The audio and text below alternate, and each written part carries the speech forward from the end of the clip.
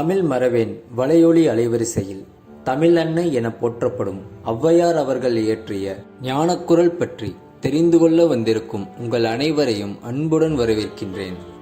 இன்று முப்பால்களில் ஒன்றான வீட்டு நெறிப்பாலில் மோட்சம் செல்லும் வழி என்னும் அதிகாரத்தில் உள்ள முதல் திருக்குறளை பற்றி காண்போம்.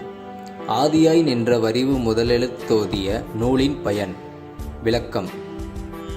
ஒருவனிடம் ஆதியாய் நின்று அவனை ஆட்டி படிப்பது அவனிடமுள்ள அறிவு. அந்த அறிவுதான் அவனுக்கு முதலெழுத்து.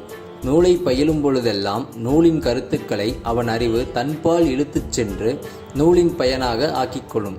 அதாவது ஒருவனோட ஆதியாக இருக்கிறது அவனோட மூளை, அதிலிருந்து செயல்படுற அறிவுன்னு தான் சொல்லுறாங்க. அந்த அறிவுங்கிறது தான் ஒருவனுடைய தலையெழுத்தும்.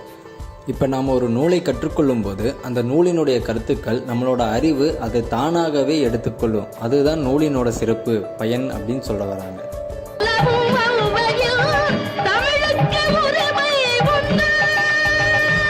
அம்மையப்பனுக்கெல்லாம் கட்டுப்படாத நான் உன் தமிழ் புலமைக்காக சற்று நின்றேன். உன் பாட்டுக்கு நன்றி. வருகிறேன்.